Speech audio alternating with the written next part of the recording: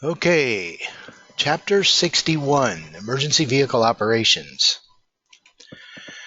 As a paramedic, you're going to have the responsibilities of operating and maintaining a vehicle, ensuring that all the needed equipment is on the vehicle and in good working order.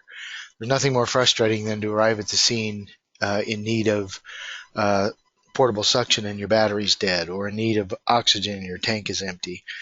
And although those things rarely occur anymore, they used to be quite commonplace. You're also responsible for the operational status of the vehicle evaluated and the location of the equipment and supplies, making sure that everything is clean, making sure that everything functions properly. And then when it comes to driving the vehicle, you are still required to obey all the rules of the road.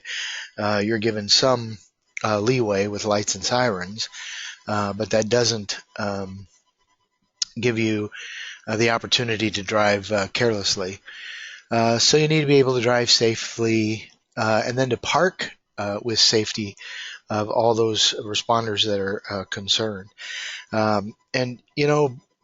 We don't spend a great deal of time talking about where to park the vehicle. Most texts will reference that you should park ahead of the accident.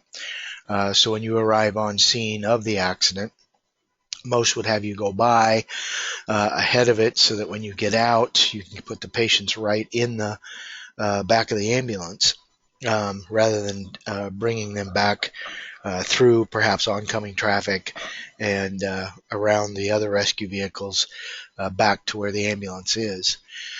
So parking safely is one of the responsibilities as well. Now, we know there are three types of ambulance: type 1, type 2, type 3. We'll look at those in just a minute. And we know that they are regulated by the federal government from the standpoint of how they're made.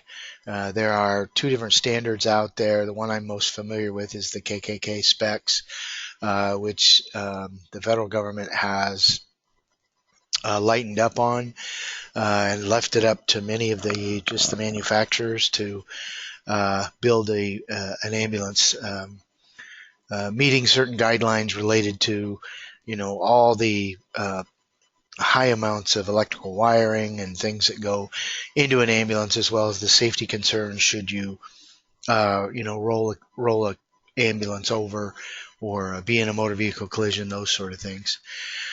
State and local governments may have additional variations as well. Some local governments who own ambulances may actually put governors on them to ensure that people that are driving them aren't exceeding certain speed limits.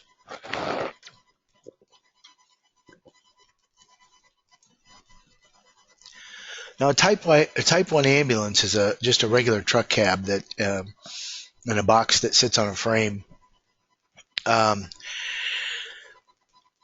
The truck cab and the box do not communicate. In other words, there's not a window between the cab and the box. There's no way to get from the cab to the box other than getting out of the ambulance and walking around to the back.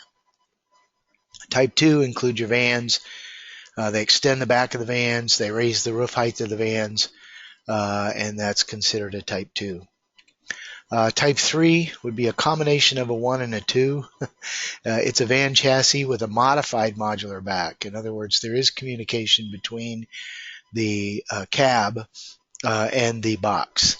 It's often a small door or a window or something that would allow the person up front to visually see what's going on in the back or to be able to communicate with the people that are in the back. Now, they have mini mods as well, which aren't listed here. They would fall into the Type 2 class. And these little mini mods are designed specifically for long over-the-road transfers, areas where spaces are really, really tight. You see a lot of them in Europe just because of the congestion in some of these cities of 6 million people. Getting around in a big Type 3 ambulance is difficult to do. And what's not listed here as well is the Super Duty, where you have a 2.5 ton truck and a great big box. And those were popular in the fire service and some EMS services for a while, but their size and their maintenance and all that stuff, many of them have faded out and they've gone back to smaller, more manageable versions. The type of ambulance that you select is dependent upon your call volume, your service area size, whether you're doing city driving versus rural driving, the number of EMS people that typically ride and back, and your budget. You know, ambulances originally were hearses, and the hearse developed into the vans, and then the vans developed into the Type 1 and Type 3s. But for the longest time, the vast majority of people just worked out of hearses or vans. And that was a challenge. Back in my day, we had Cadillac hearse type ambulance, and we had 2 vans. And the cot was wall mounted, so there was no way to get around the other side of the cot. It was really tight quarters. You typically couldn't stand up and back. And in the hearse ambulance, you did all your care in a seated position, much like you would as a flight medic. Cleaning and maintenance of the vehicle is something that should occur at the beginning of every shift, and in most services, that is one of the first things they do, is they go through a checklist, making certain that fluids are all up in the ambulance, tires are all good, oxygen levels are the way they should be. Many people have gotten to the point where they lock cupboards with a little plastic lock, and as long as the lock is in there, they know that everything is where it should be. If the lock is missing, then they have to inventory the cabinet and relock it. Same thing with their drug kits. Your inventory should include a minimum level of stuff that you need. The state of Iowa got away from dictating the number of items that you need in an ambulance years ago, and they've left that up to the medical director. They essentially say that the medical director will determine what you need to do your job. The Bureau of EMS used to have a laundry list of you had to have so many cannulas, so many masks, so many non-rebreathers. You had to have a variety of these types of splints, so many airways, so many BBMs, so much suction, so much oxygen, and in some systems that used a specific splinting device, for example, they were never given the option of choosing a splinting device. They had to have a variety of each, and that just led to excessive purchase of equipment that never got used, and so that's gone away. Your medical director will determine, and the protocols you use determine the type of equipment you should have available to you. Drug boxes, those need to be double locked, and they need to be tagged and checked because of the controlled substances that you do carry, and those are typically checked every shift. Schedule 2 drugs are checked to ensure they are sealed and secured every shift. There are different ways that emergency vehicles are stationed throughout a community. One may be a fixed positioning, and that's probably the most common, where an ambulance sits at a particular station and just waits to be dispatched. There are other systems like the system status management where ambulances are deployed based on call volume in a particular part of a city, and that may vary. If one particular part of the city has a lot going on that particular day, they may shift or move ambulances around within the city in order to assure or anticipate coverage. It's important that you know your response area, you know your major roads, your local businesses, your neighborhoods, and you should have access to maps, if not GPS, which most people now have at least the ability to use a Garmin or something like that, some sort of GPS to help you find a particular location if you're not familiar with it. That's gone a long way. from what we used to have. When you're planning of how to get from your station to the scene, you should take the most direct route. The driver drives, the passenger navigates. If lost, this can really be an issue of negligence.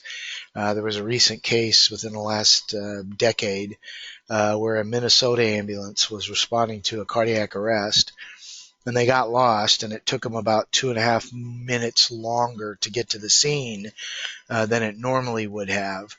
And the family had no qualms about the care that was provided, were very complimentary.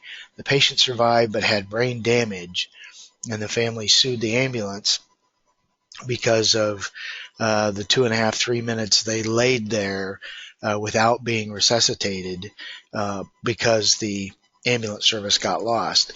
And the family won, and it was like a $12 million settlement. So if you're lost, that certainly can become an issue of negligence. You have to respond with due regard to the safety of the public. So just because you have lights and sirens doesn't give you the right to run a stop sign or a red light, any of those sort of things. And you're well aware that if you're in a motor vehicle collision, particularly in an intersection, because that's where they most commonly happen, even if you're running lights and sirens, if that light's red when you go through there, then you are liable and subject to criminal charges up into jail for vehicular homicide if that were to happen. You should use lights and sirens only when it is necessary, and that's just something that is highly debatable right now. Lots of discussions on priority dispatch, lots of discussions on when we should use lights and sirens. And they probably get used way too much, and they actually increase your risk of having a motor vehicle collision. When responding, avoid some common causes of ambulance collisions. Other drivers trying to time lights. In other words, it's yellow, so that means drive really fast through the light. So you may get that situation.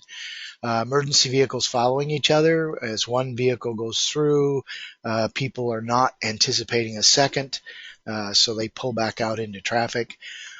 Multiple emergency vehicles converging on the same location. Again, that has a lot to do with vehicles following each other. Motorists going around stop traffic, not knowing that there's a collision up front. And then the vision of pedestrians in crosswalks obstructed by other vehicles. Once you're on scene, you need to notify dispatch that you've arrived, as they're keeping track of your times. Position the vehicle in a safe position, taking into account your safety, the safety of the patient. Here they're saying 50 feet behind a collision, and if it's a hazardous materials situation, you can use the rule of thumb. If you're the first on scene and there's a tanker involved, a tipped over semi, or a railroad car, something that looks like it may be hazardous, if your thumb can cover the scene, you're far enough away, you park uphill, upwind, get your goggles, binoculars, see if you can identify the hazard before sending people in. You also have issues with what to do when you arrive on a criminal scene or a scene of a crime, making certain that potential DNA or potential evidence isn't destroyed by your arrival. Leave flashers on at the scene and position yourself so that you have easy egress to leave the scene. And again, here they're saying 50 feet behind a collision, and many of resources will tell you 50 feet ahead of the collision. When lifting and moving and loading, this is where EMS providers suffer their most common injury, and that's lower back strain. To decrease that possibility, it's important that you exercise your back to keep those muscles strong. Know your limitations, what you can and cannot lift. Know your equipment. 1.5 person stretchers are the most common, where it only takes 1.5 people to load them. 1 person stretchers are out there where a single person can load them. Some have automatic loading systems that will actually, once you put the head of the cot in the back of the ambulance and latch it on, it'll pull the cot right into the back of the ambulance and secure it. Bariatric ambulances, there's a sort of a picture of it right there where you have a big ramp and probably a winch or a hoist that will pull that cot with that bariatric patient up into the back of the ambulance. And it's also important that whenever lifting that you use proper posture with your feet shoulder width apart, your back locked, bend at the knees, not at the waist, and lift with your legs. Transporting, you want to make the ride as smooth as possible. That allows for a better patient care. You want to take the most direct route to decrease your time from scene to getting to the hospital.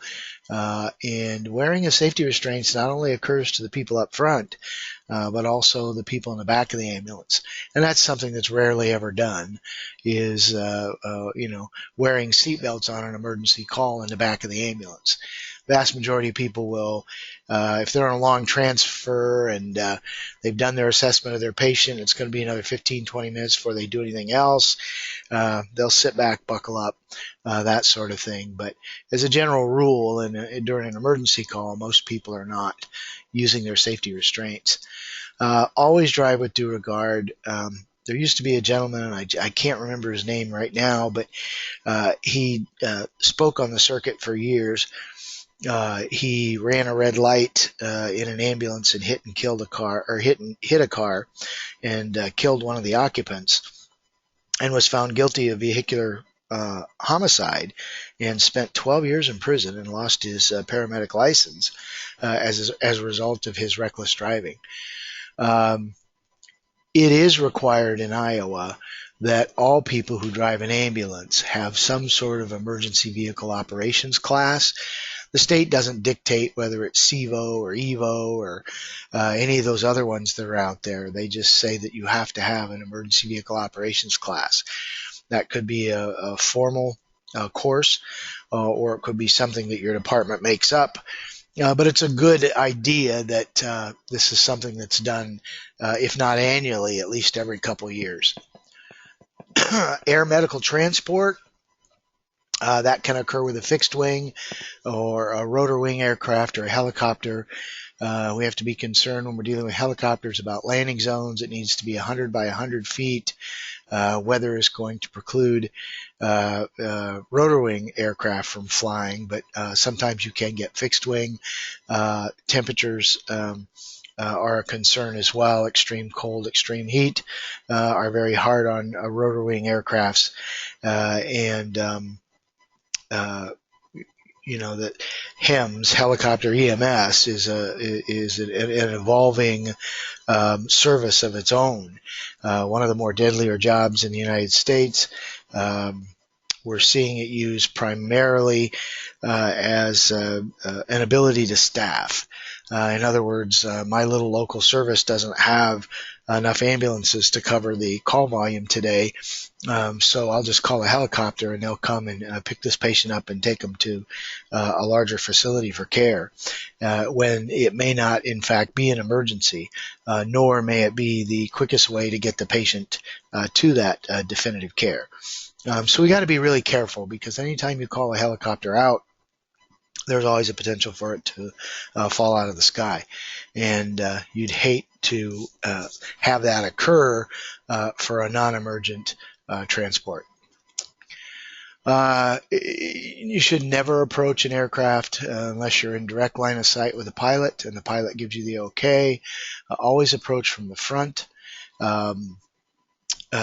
Again, in direct visualization of the pilot. If you're approaching a rotor wing aircraft, you're approaching a helicopter, you need to crouch, bend over at the waist, because those blades, although they're probably 7 foot in the air, 8 foot in the air, they can dip below 6 foot if there's quite a bit of wind. or if the helicopter is landed on an uneven surface. So you need to approach from the front only when you are in direct visualization with the pilot and given the okay to come forward. Now, if the crew is standing out there by there and they're waving at you to come in and bring your cot so they can load their stuff onto it, that's a different story as well. Hot loads do occur in emergent situations, and that's where the helicopter does not shut off. It lands, it continues to run at a very low idle, and the patient is picked up quickly, put back in the helicopter, and they fly away. Now, hot loads often occur with scene flights. You're liable for the decisions and the actions that you take while operating an ambulance. Negligence is not something that escapes you. You can be negligent of your driving. You can be negligent of absent and non-functioning equipment. You can be negligent of missing medications. And whenever there's an accident, you'll be scrutinized as to whether or not you were driving with due regard. So we can't emphasize enough that when you are operating an ambulance and you're the ambulance driver, that you do so with due regard to the safety of the public and others. All right, any questions? You know how to get a hold of me. Thanks, and we'll be talking to you soon.